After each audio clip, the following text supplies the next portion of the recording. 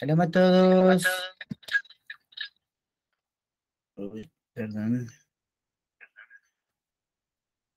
Shalom a todos, Laila Top, Lekulam. Bienvenidos, Baruch Hashem. Vamos a estudiar el Tanaj. Vamos a continuar con nuestro estudio semanal.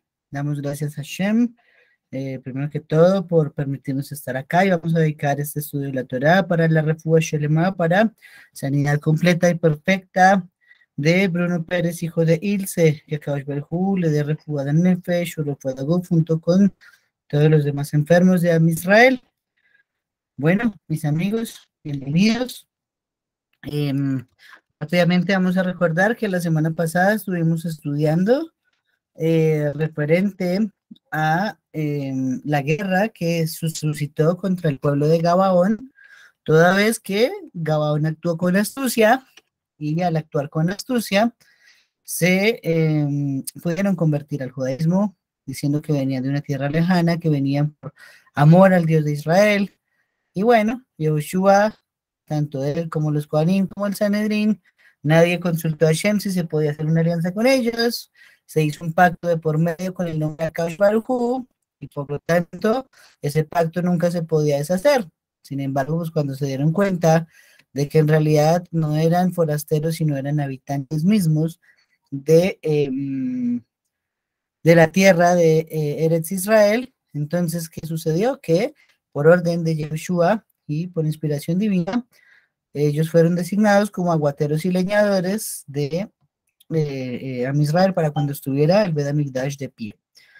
¿Listo? Aparte de eso, también estuvimos viendo que en esa batalla se juntaron 5 reyes para luchar contra Gabaón, ante lo cual ellos piden la ayuda de Yehoshua bin Nun, y vimos cómo fue que logró detener el sol, ¿sí? Si quieren profundidad más en el tema, pues entonces los invito a ver el video de la semana pasada que está en nuestro canal de YouTube.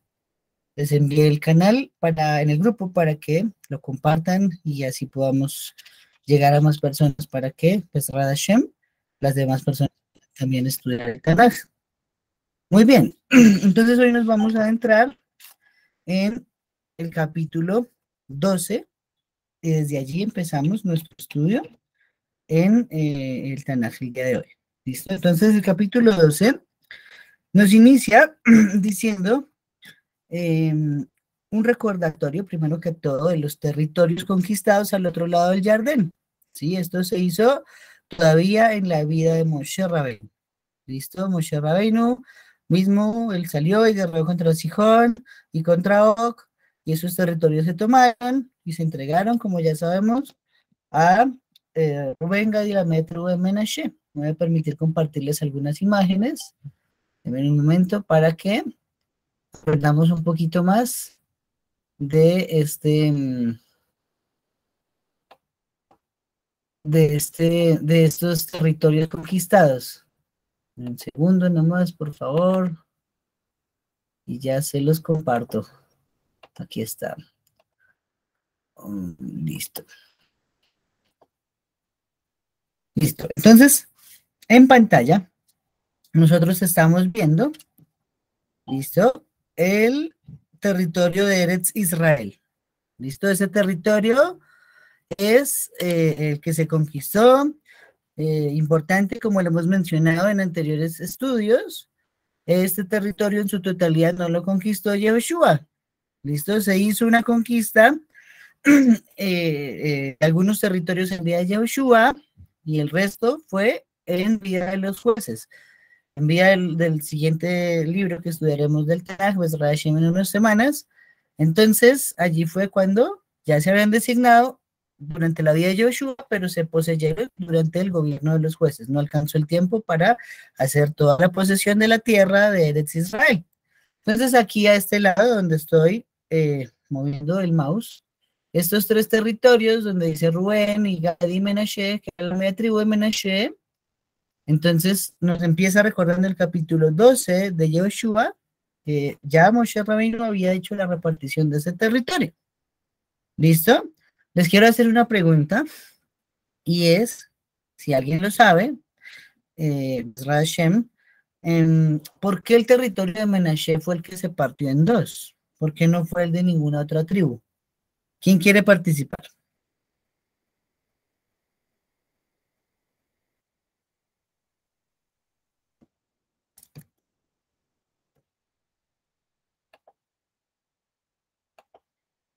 Dale, Patricia, sigue. Shalom Israel, shalom a todos. Bueno, Laila. la isla to- cuando llegan a entrar a la tierra, entonces Rubén, Gad y media tribu de Menashe pidieron quedarse a un lado del Jardín y pidieron ese territorio. Entonces Moshe accedió diciéndoles y el pueblo accedió diciéndoles que lo podían hacer siempre y cuando acompañaran a todas las otras tribus restantes a poder conquistar todo el territorio. Entonces media tribu se quedó al oeste del Jardín y la otra media tribu se quedó al otro lado del Jardín. Ok, listo, en un sentido muy tácito, está explícito en la Torah que ellos mismos pidieron a Moshe Rabbeinu que tenían mucho ganado y también tenían muchos hijos, por lo tanto querían esos territorios, ¿sí? Sin embargo, todavía no estamos aclarando por qué precisamente Menashe fue el que se partió en dos, por qué no se partió en dos Yehudá, o Gad, o Reuben, ¿cierto? Sino Menashe puntualmente. Entonces, bueno, ¿alguien más de pronto quiere participar antes de contar este Hidush?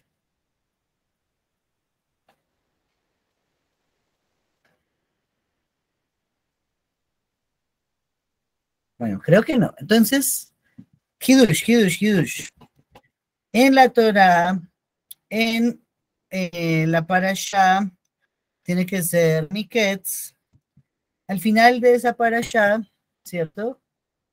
Se nos cuenta que Joseph hace que la copa de plata de él sea puesta dentro del saco de costales que están devolviendo hacia Eretz Israel en los burros, cada uno de los hijos de Jacob vino, ¿cierto? Y la copa es puesta en el saco de Benjamín, ¿cierto? Entonces nos dice la Torah Kedoshá que el mayordomo, está expresado así, sale detrás de los Bene Israel, se va con ellos y les dice, ¿por qué han pagado mal por bien? ¿Por qué han robado lo que no es suyo? Y entonces todos dicen, no robamos nada, y si lo descubren, entonces pues nos tienen que coger a todos de esclavos, en fin. Entonces empiezan a abrir saco por saco y al final abren el saco de Benjamín. Cuando se abre el saco de Benjamín, la Torah nos dice, perdón, que los Bene Israel rompieron sus ropas, rasgaron sus ropas, ¿sí? Y por lo tanto, una medida por medida que se aplica en este caso es que Menashe era ese mayordomo, la identidad del mayordomo que iba adelante siempre, cuando dice mayordomo, el intérprete, el traductor, era el hijo mayor de Joseph Asadik, que se llamaba Menashe. Entonces, medida por medida, Menashe hizo que todo Israel, todos los hijos de Jacob Abinu se rasgaran la ropa, su territorio fue rasgado por la mitad. Entonces ellos tenían porción por fuera y por dentro de Eretz Israel. ¿Listo? Muy bien. Ahora bien, eh, después de eso, nos nombra el Tanaj los territorios que ya se conquistaron con Joshua. Hasta ahora nombró los de Moshe y tal cual ya lo habíamos sabido por la Torah Kedoshá. Pero ahora nos dice en el Tanaj que se conquistan varios reinos. El rey de Jericó, el rey de Ai, el rey de Betel, el rey de Jerusalén. Aquí sale por primera vez en el Tanaj la palabra del nombre Jerusalén. El rey de Hebrón, el rey de Jarmul, el rey de Laquish, el rey de Glón, el rey de Ges, el rey de Debir, el rey de Geder, el rey de Jormá, el rey de Arad, el rey de Livna, el rey de Adulam, el rey de Maquedá, el rey de Betel, el rey de Tapúa, el rey de Hefer, el rey de Afec, el rey de Madón, el rey de Azor, el rey de Lazarón, el rey de Shimron Merón, el rey de Aksaf, el rey de Tanak, el rey de Megiddo, el rey de Kedesh, el rey de Jobneam en Carmelo, el rey de Dor, el rey de Goín, el rey de Tirsa 1. Y fueron 31 reyes. Entonces aquí nos nombró un completo detalle de los 31 reyes que se desposeyeron durante la conquista de Israel. Les voy a compartir otra imagen para que veamos originalmente cómo era el territorio de Eretz Israel antes de la conquista. ¿Listo? Aquí, un segundo, un segundo. Sí, ese está. Listo.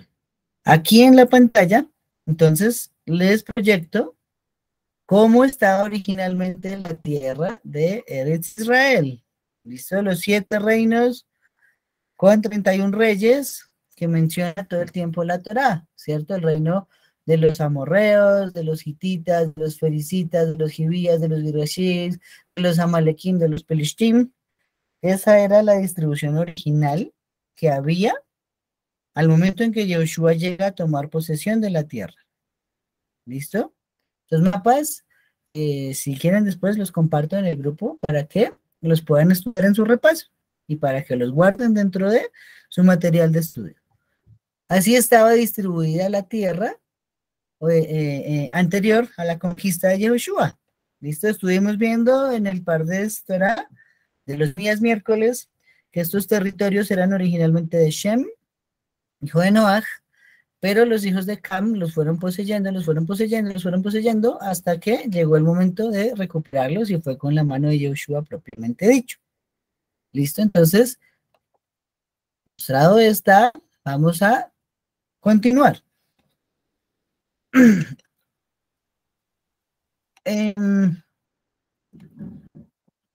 En Yehoshua 12:12, perdóname, 12, no, esto es ese, un segundo, dame un segundo nada más.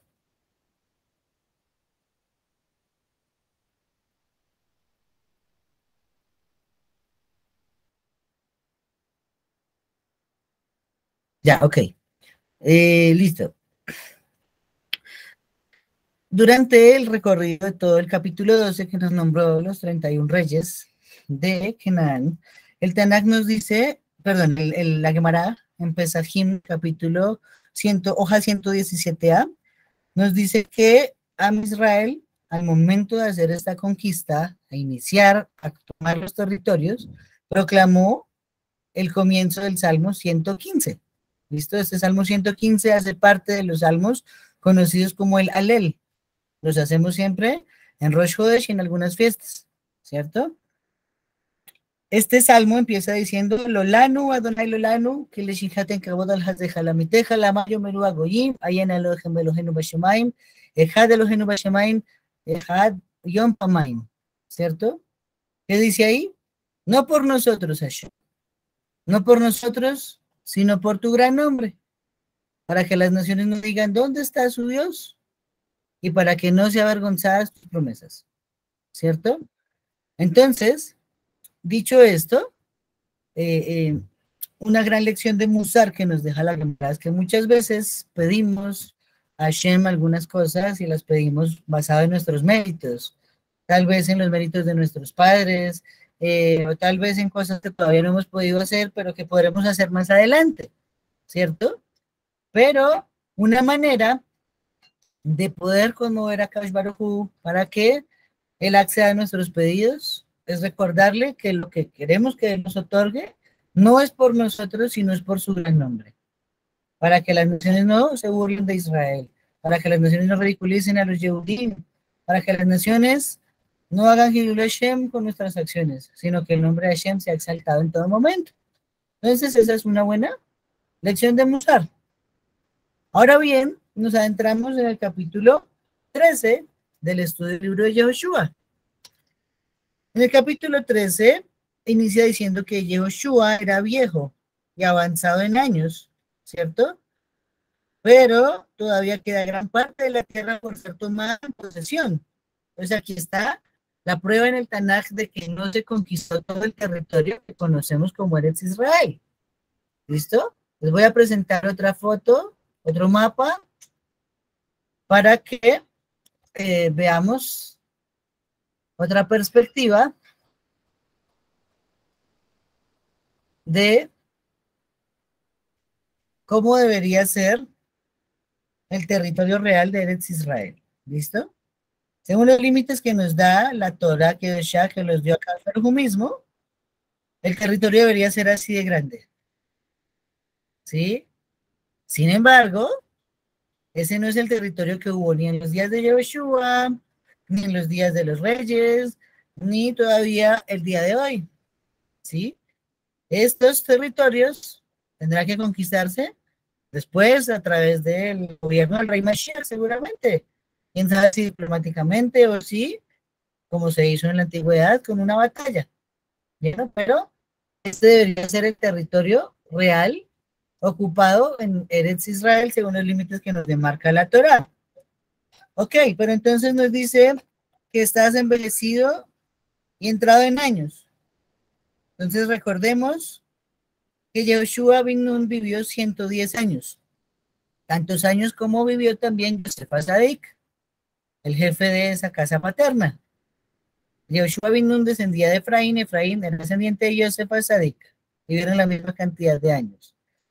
Pero en este caso, el Tanaj no busca como tal resaltar la edad de Yehoshua como si fuese alguien ya anciano que hubiera cumplido todos sus objetivos, sino más bien es una manera, digámoslo de esa forma, de regañar.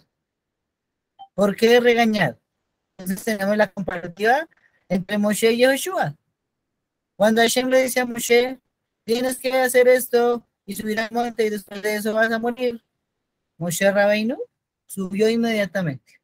Moshe Rabbeinu no se paró, no dijo voy a demorarme para vivir otro ratico, sino entró en acción inmediatamente. Diferencia, cuando Akadosh Baruj Hu le dice a Yoshua bin Nun, vas a poseer las tierras, y luego de poseer esas tierras vas a fallecer, Yoshua sí nos dijo el capítulo número 11, le hizo la guerra muchos días contra los 31 reyes que mencionamos hace un momento. Eso se demoró 14 años.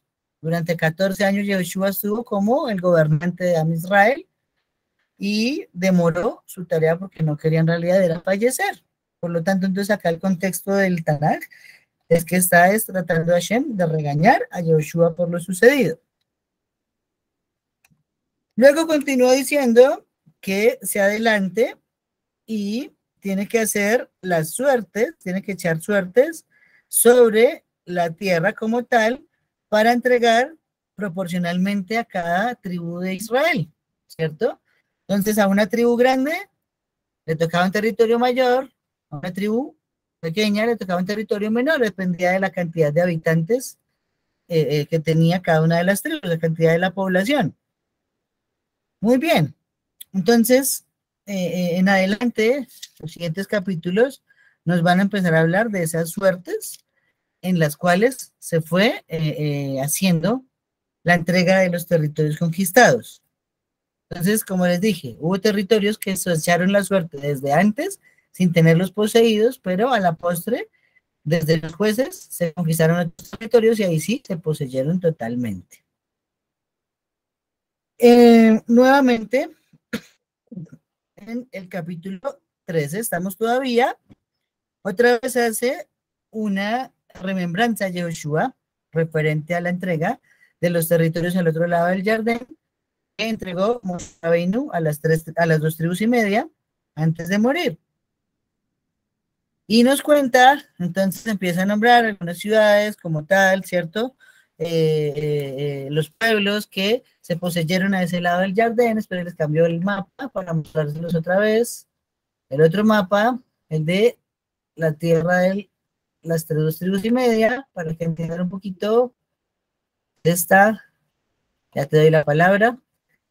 Entonces el territorio empieza a nombrarnos ciudades conquistadas en los territorios de Og y de Sihón, que a la postre fueran entregadas a los Bene Israel. Pero muy importante que en el versículo 22, nos dice el Tanaj que los Bene Israel mataron a Bilam, hijo de Beor, ¿cierto? Pero la paráfrasis que usa el Tanaj parece ser redundante. Dice, Mataron a espada junto con los muertos. Esto suena rarísimo, ¿no? Vamos a darle primero la palabra a Patricia y ya explicamos. Sigue, por favor. Disculpa, devolviéndonos un tantico, es que en el capítulo 12, en el versículo 22, dice, el rey de Dor, en las alturas de Dor, otro, el rey de los gentiles, de Gilgal. De todas formas, todas esas naciones eran gentiles. Entonces, ¿por qué específicamente habla de ese como el rey de los gentiles? Dice Goín de Gilgal, en el ¿En qué? 23, 12 a 23. Ah, 12, ok, espera, porque ya vamos en el 13, un segundo. El rey de Goim en Gilgal. Ok, dices por qué dice el rey de Goim, ¿cierto? Sí, Ah, bueno. específicamente, igual todas esas son naciones gentiles, ¿no?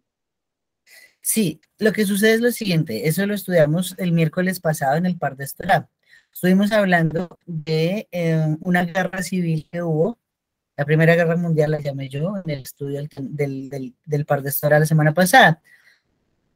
Nos dimos cuenta de que entraron en guerra 4 reyes contra 5, de los cuales ganaron los 4 y se llevaron cautivos a Lot, y luego Anabino tuvo que intervenir para liberar a Lot y liberar las posesiones de Sedom y Amorá, ¿cierto? Y ahí sale Tidal, rey de Goim, era esa persona. Entonces, los comentaristas, específicamente, y también el Orahaim Akadosh, enseñan que Goim no era una nación como tal, un territorio llamado Goim, sino que era una congregación de muchos pueblos de varias lenguas que seguían liderados bajo la bandera del rey Tidal, que a su vez le reportaba a Amrafel, que es el mismo Nimrod. ¿Sí? Entonces acá está nombrando Goim, no en el contexto de que fuese rey de todo el mundo, digámoslo de esa forma, ni de un territorio específico, sino que había una congregación de naciones en una sola ciudad que se llamaba Goim, y ahí presidía un rey como tal. ¿Listo? Muy bien. Como, Entonces, disculpa, como un pequeño remanente de la Torre de Babel. sí, sí, claro que sí, porque Como, ellos no fueron destruidos, ellos solo fueron unos dispersados y otros cambiados el lenguaje.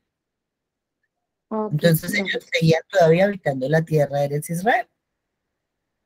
¿Listo? Muy bien.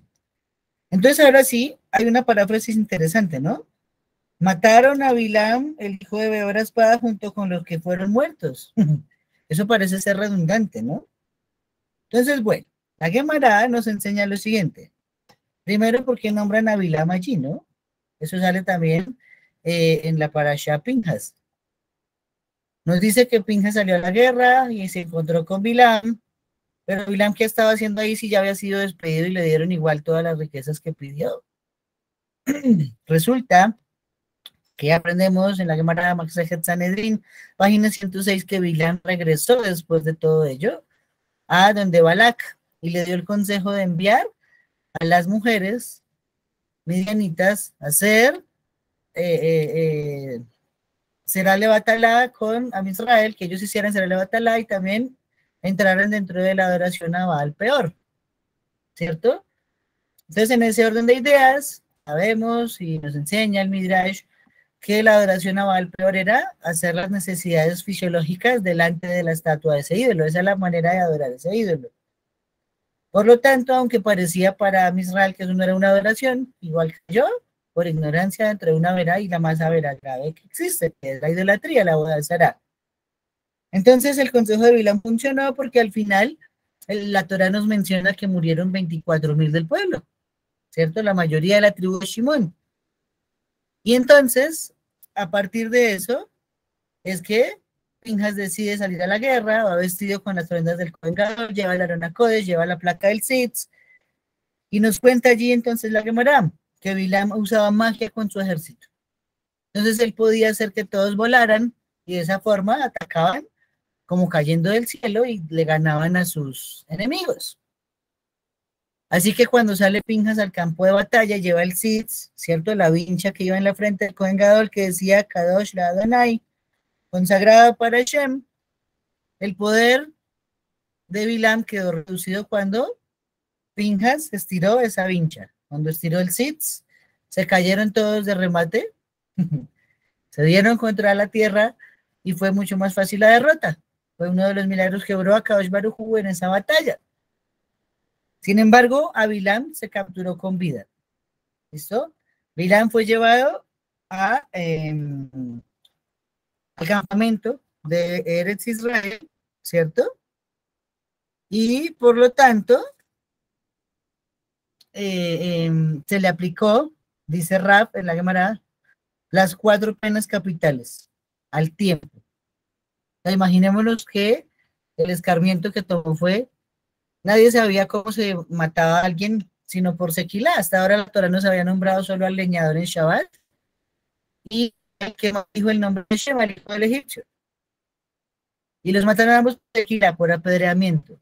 Pero nadie sabía cómo se ejecutaba una pena capital por las otras 3. ¿Cuáles son las otras 3? Son por fuego, por decapitación o por ahorcamiento, estrangulamiento. Entonces, de las 3 maneras se hizo el tiempo, de las 4 maneras, perdón, se le aplicó al tiempo la muerte a Bilam. Y de esa forma aprendió todo Israel cómo es que se aplica una pena capital en sus diferentes maneras. ¿Cierto?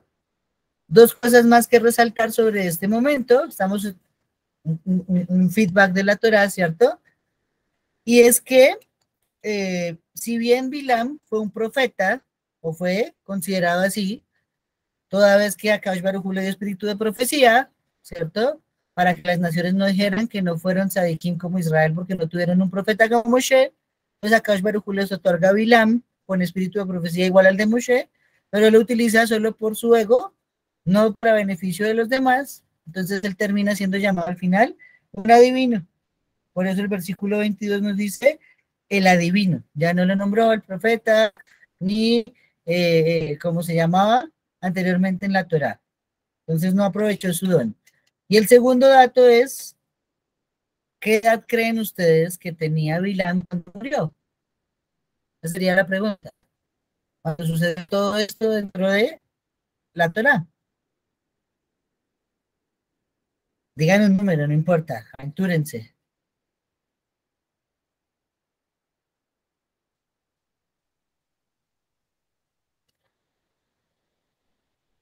40. 40, dice Shlomi. ¿Quién da más? ¿Quién da menos? Yo creo que por ahí más de 400 porque Vilán está como considerado de la época de Moshe antes. No, por ahí 200. Uy, esa está también muy interesante. Muy bien, muy bien, muy bien. Esa está, tiene una buena prueba. Muy bien, muy bien. Bueno, la versión que da la Gemara es de menos edad de todo lo que hemos hablado, ¿sí? Ahora empezaré otra versión, ¿cierto? Sobre qué se consideran años de vida, ¿sí? Al comienzo de nuestro estudio del Pardesora hablamos sobre eso, ¿cierto? Hay maneras de contar los años de vida. Una manera es desde que uno nace. Otra manera es desde que uno se convierte en padre. Otra manera es solo el que estudia la Torá. Otra manera para nosotros los conversos es desde que hacemos el giur, desde que hacemos la conversión al judaísmo. Entonces hay muchas maneras de hacer el conteo, ¿sí? Pero puntualmente, el tiempo que atribuye la Gemara a Bilam de vida está entre 32 y 34 años, ¿sí? 32 y 34 años. Y esto está basado en el Salmo 55:23. Perdón, 55:24. ¿Cuál sería la prueba de que vivió esa edad máximo? Nos dice el Salmo, pero tú mismo, Hashem, los harás descender al hoyo más bajo. En cuanto a hombres culpables de sangre y engañosos, no alcanzarán a vivir la mitad de sus días, pero yo depositaré mi confianza en ti. De hecho, esa es la bendición que hacemos cuando cerramos el estudio de la Gemara todos los días, ¿cierto? Entonces, si nos dice que los malvados viven solo la mitad de sus días, quiere decir que Bilam vivió la mitad de sus días. En opinión de los Ajamim, de Rabbi Hanina, dice que vivió aproximadamente de 32 a 34 años. ¿Listo? De 32 a 34 años. ¿Cuál sería el conteo? Ahí sí, se los quedo viendo y no he profundizado en cuál es la medida para que dé 32 años, porque como lo dijo muy bien, mi madre. Bilhán fue un consejero del paro, lo acabamos de ver en esta parashá de la semana pasada de Shemot, y por lo tanto tenía por lo menos unos 160 años que ya habían pasado. Ciento y pico. ¿Listo? Muy bien. Entonces, a continuación, me devuelvo, por favor, qué pena. El Tanaj, entonces, termina de nombrar esos territorios que estamos viendo ahí, referente a las tierras de Menashe, Gad y Reuben. ¿Listo? Y así finaliza el capítulo 13. Pero ahora vamos a ver también el 14. ¿Listo? Ya en el capítulo 14 nos empieza nombrando propiamente los territorios para las 9 tribus y media restantes. ¿Sí? Ahí sobre el papel estamos viendo cómo quedó al final la distribución de esos territorios. ¿Listo? Interesante, así a simple vista, por ejemplo, que la tribu de Shimón, ¿cierto? La tribu de Shimón estuvo siempre dentro de Yehudá, no lindaba con nadie más, ¿cierto? La tribu de Shimón era una tribu, hoy muy fuerte, muy pesada. Recordemos que ni Moshe Rabbeinu ni Jacob Abinu les dio una bendición antes de morir, ¿cierto? Simplemente están nombrados en la bendición que se le dio a Levi, ok. Pero entonces, para poder contener a Shimón y su fortaleza física y su irreverencia, se dejó rodeado de Yehudá, ¿sí? Muy importante, porque eso debemos hacer nosotros. Si vemos que alguien, no sé, tiene problemas, tiene problemas de autoridad, problemas de control, pues seguro que si está rodeado de tal Medeja Jamim, estudiantes de Torah por lo menos, terminará cediendo, terminarán no siendo tan mal. Y lo segundo, acá está Jerusalén, no sé si se alcanza a ver bien, grande en la foto un poquito. Jerusalén está aquí en este mapa como perteneciente a Benjamín, pero la verdad es que Jerusalén era una ciudad que estaba dividida en los dos territorios, entre Benjamín y Yehudá. Media ciudad era de Benjamín, media ciudad era de Yehudá, ¿sí? Eso lo ampliaremos un poquito más adelante porque eso juega un papel muy fundamental en entender cómo se estableció el Bet HaMikdash y el Sanedrín en esa ciudad de Jerusalén. Muy bien. Entonces inicia la tarea junto con Elazar Cohen, Yehoshua bin Nun y todas las cabezas de las tribus de Israel para sortear los territorios, ¿cierto? Muy bien.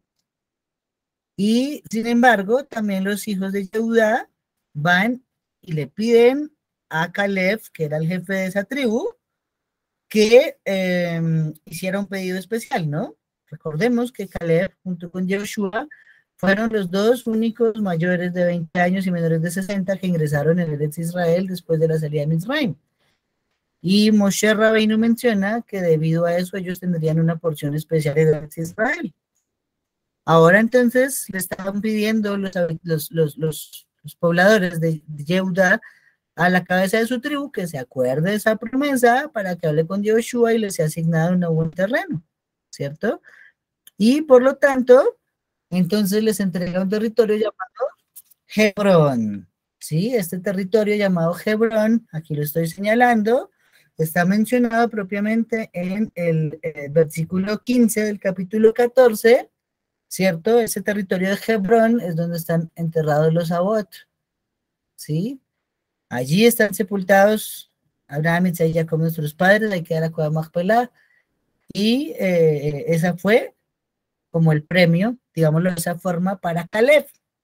¿Por qué se le entregó a Caleb Hebrón? ¿Alguien recuerda por qué él y por qué no a otra persona? ¿Por qué no Joshua mismo, que era de la tribu de Efraín? Por la promesa que le había hecho el Eterno a Caleb de ser el de los dos espías, él y Josué Joshua eran los únicos que habían hablado bien a favor de las tierras que habían visitado y habían dicho que las podían conquistar sin problema. Por la fidelidad de Caleb, el Eterno le prometió darle eso. Ok, muy bien, entonces fue una recompensa por la fidelidad, ¿cierto? Pero hay un detalle adicional. Cuando estamos ubicados en la Parashá Shelach Lecha, ¿cierto? Nos dice allí la Torá que antes de partir a hacer el espionaje, los 12 espías, Moshe pone una letra sobre el nombre de Yehoshua, ¿cierto? Se llamaba Oshea bin Nun y le pone la Yud. Y entonces queda Yehoshua bin Nun. Pero Caleb no tuvo una letra adicional que lo protegiera y lo ayudara en su misión. Sin embargo, nos dice la Torá que él se fue hasta Hebrón y estuvo allí. ¿Y qué estuvo haciendo en Hebrón? Estuvo precisamente en la cueva Macpelá, pidiendo por los méritos de los patriarcas para que no entrara en el consejo de los espías, para que él fuera protegido de hablar mal de Eretz Israel. Entonces, midá que negues midá, medida por medida, cuando se entrega la tierra de Eretz Israel a la tribu de Yehudá, que le pertenecía a estos territorios, propiamente a la familia de Caleb, se le entrega Hebrón, debido a que él puso su confianza en ir y pedir por los méritos de nuestros Sabot. ¿Listo? Él no pidió a los Sabot, ¿sí? Porque ellos fallecieron, están en otro plano, están vivos en nosotros. Nunca pedimos a un muerto, sino por los méritos de esa persona fallecida, porque todos sus méritos pueden llegar a proteger a Israel. Así fue con Caleb. Pero hay un par de detalles referente a primero, que el versículo 6 del capítulo 14 lo llama Caleb, hijo de Jefuné, el kenicita, ¿cierto? Pero, ¿cómo es el kenicita? Ahí tenemos que irnos a otro lado del Tanaj para poderlo entender. ¿Listo? En en Shoftim 1:13 está mencionado que Otoniel, el primer juez después de Yehoshua, era hermano menor de Caleb y dice que era hijo de Kenaz, ¿cierto? ¿Por qué mencionan esto? Porque Caleb quedó huérfano y su madre se casó con un hombre llamado Kenaz. Y aquí entonces el Tanaj está diciendo Caleb el kenicita, de lo cual aprendemos, ahí sí como dice un dicho por acá en estos lados del mundo, que padre no es el que engendra, sino padre es el que educa, ¿cierto? Padre es el que cría. Una prueba de ello viene a ser el Tanaj, donde nos está diciendo que es un kenicita, descendiente de Kenaz, aunque físicamente no era hijo de Kenaz, Caleb. ¿Listo? Ahora, otro detalle importante es en el versículo 7. Caleb está diciendo, 40 años de edad tenía yo cuando Moshe, siervo de Hashem, me envió desde Kadesh Barnea para espiar la tierra y vine trayéndole palabra de vuelta tal como se halla en mi corazón.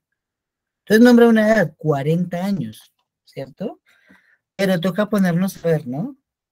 Y teníamos que identificar la descendencia de Caleb también para saber quiénes eran, ¿no? Entonces, no sé si lo saben, pero este es un hidush.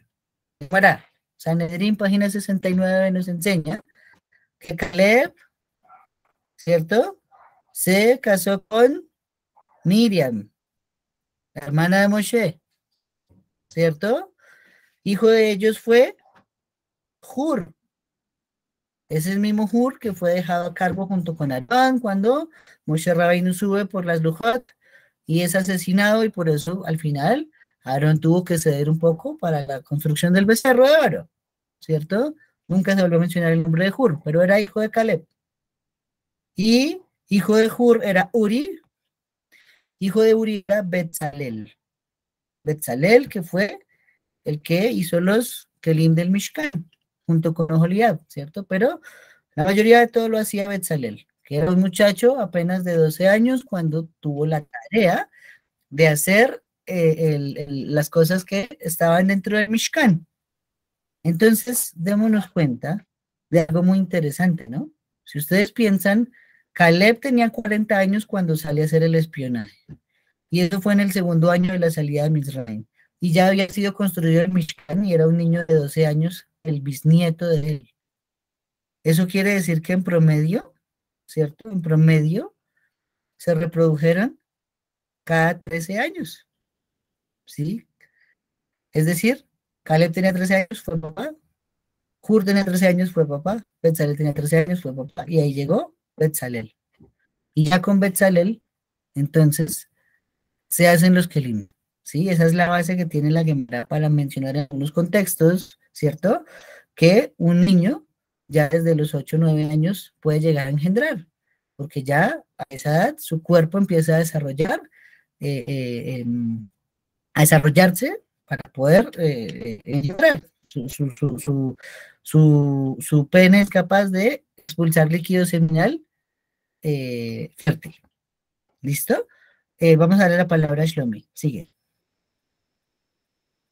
No, disculpa, es que estoy perdida. ¿Estás en Jueces o estás en Josué? ¿En qué parte dice que tiene 40 años? Estamos en Yehoshua 14:7. Ah, Josué, ¿Sí? 14, ya es en el 14. Ah, ok. Sí, Listo, gracias. 14. Sí. Ok, Baruch Hashem. ¿Listo? Y por lo tanto, entonces el capítulo 14 se cierra diciéndonos que Hebrón antes se llamaba Kiriat Arba, ¿cierto? Kiriat Arba, pero menciona que ese Arba es un nombre que se le había dado por los descendientes de Canaán, ¿cierto? Dentro de los hijos de los Anakim, ¿sí? Y por allí vamos a dejar hoy el estudio, porque la idea dentro de una semana ya es empezar a analizar los territorios que empieza a través de la suerte. ¿Listo? La suerte que empieza con la tribu de Yehudá. Pero bueno, rápidamente, antes de finalizar, les voy a contar algo, tal vez lo hemos estudiado en otros contextos, pero no está de más recordarlo. Cómo se hacía o cómo se echaban suertes dentro de la Israel, ¿cierto? Una vez me preguntaron si echar suertes era malo, pero hay un proverbio 16 que dice, echar las suertes del hombre, pero de Hashem depende el resultado, ¿cierto? Hashem es quien decide qué responde cuando se echa una suerte.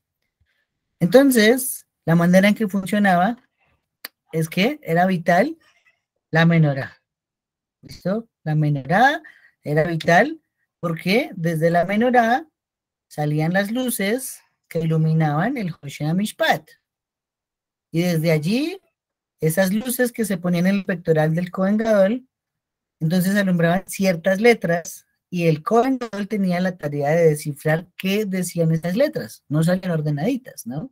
Entonces recordemos que habían los nombres de las 12 tribus en cada una de las piedras y aparte habían 5 palabras más para completar todo el Aleph Bet. Estaba los nombres de los Avot, Abraham, Isaac, Jacob, y abajo decía Shittei, Yeshurun, las tribus de Yeshurun. Y así se completaba todo el Aleph Bet. ¿Listo? Una vez se tenía ese mensaje, entonces el Cohen tenía que descifrarlo. Una vez descifrado, él transmitía la información. Bueno, pero en el caso de que se necesitaba era saber qué tribu iba a ser elegida, pasaba una particularidad más interesante, ¿cierto? Cuando se necesitaba saber qué tribu saldrá primero a la guerra, vamos a encontrarnos a lo largo del Tanaj. Entonces Hashem respondía, primero irá la tribu de Yehudá. Ok, en este caso igual, la primera suerte de la distribución de la tierra cayó sobre la tribu de Yehudá. Pero ¿cómo se seleccionaba? Las 12 piedras que tenían los nombres de los Bnei Israel, se evaporaba la piedra del elegido, ¿sí? La piedra del elegido se evaporaba y por lo tanto se sabía que ese era el seleccionado. Así fue como se hizo la selección al comienzo de nuestro libro de Yehoshua para identificar que alguien había robado unas prendas de la ciudad de Jericó y por eso vino la muerte de 36 hombres una vez se terminó la conquista de Jericó, ¿sí? ¿Y qué pruebas hay de que eso pasaba así? Entonces en la Gemara nos encontramos que los jajamín buscaban siempre las mismas piedras, quien las comercializaba para tener repuestos y poner dentro del Hoshena Mishpat, ¿sí? Entonces hay una muy particular, muy interesante que nos cuenta por allí la Gemara, Y es que fueron donde un muchacho que tenía una piedra que necesitaban para el Hoshin Mishpat. Pero este muchacho, conocedor de la halajá, sabemos que está prohibido despertar a su padre del sueño. Nadie puede despertar a su papá si lo ve dormido. ¿Listo? Si no lo sabían, es una halajá. Resulta que la llave para abrir el cofre donde estaban esas piedras preciosas estaba debajo de la almohada del papá. Por lo tanto, en respeto a la halajá, respeto al honor al padre y a la madre, no lo despertó, los Kohanim no pudieron esperarlo más tiempo y esa venta se perdió. Pero medida por medida, Akadosh Baruj Hu hizo que el año siguiente le naciera una vaca roja a esa familia. Y la vaca roja era mucho más cara que una piedra preciosa del Hoshin Mishpat. Entonces, de esa manera, Akadosh Baruj Hu le retribuye Midá que negue midá a cada uno de nosotros por una pequeña acción que parece ser insignificante. ¿Listo? A propósito de eso, estuve hojeando la semana pasada la página del Instituto del Templo y hay un video del año pasado donde dice que llegaron 5 vacas rojas perfectas a Israel y ya las tienen. Interesante. Ingresen a la página del Instituto del Templo y ahí aparece en primera página lo de las 5 vaquitas que llegaron y están en Israel ahorita. Baruch Hashem, que de pronto se reconstruye el Beit HaMikdash para poder hacer la paraduma. Un momento que acá nos escribieron algo. Urim Tumim no se utilizaban para las suertes. Sí, era, bueno, ok, tienes razón. Era una, ¿cómo lo mencionamos? Era un trabajo en equipo que hacían Urim Betumim, Hoshin Mishpat, Menorá, con Gadol. Y tomando en cuenta esos 3 elementos y la persona, se descifraba el mensaje, ¿sí? Lo que pasa es que también sobre el Urim Betumim se han enseñado, Urim Betumim se han enseñado muchas cosas. Una de ellas dice que, por ejemplo, solo respondía sí y no. Otras dicen que tenían letras y las letras también se iluminaban como el Hoshin Mishpat. Entonces, profundizaremos un poquito de eso, pero dentro del par de Estorá. Pero puntualmente, durante la época de Yehoshua se usaba solo Hoshin Mishpat y así también se usó a lo largo de los reyes de Israel. ¿Cierto? Hay un momento hasta donde se usó el Hoshin Mishpat, que fue con los reyes de Israel. Lo veremos también mucho más adelante en nuestro estudio del Tanaj. Pero muy buena pregunta. Bueno, mis queridos amigos, antes de despedirnos, no sé si de pronto alguien tiene alguna pregunta sobre lo que estudiamos o algún aporte más sobre lo que estuvimos compartiendo.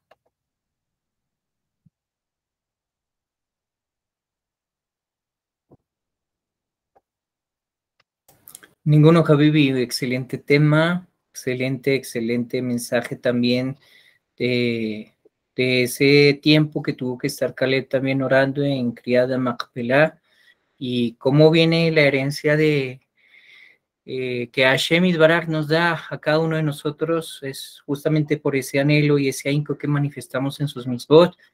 Baruch Hashem por cada segmento que trataste del tema, lo manejaste a la perfección, mamash, ishtabach shmolad. Bendito Hashem, muchas gracias por también estudiar con nosotros, tú, querido Rab. Bueno, entonces, mis amigos, a todos les deseo una feliz noche, Laila Tov, Lekulam, y nos vemos mañana para el estudio del par de Estorá. ¿Listo? A todos, feliz noche, Laila Tov. Laila Tov, Habibi.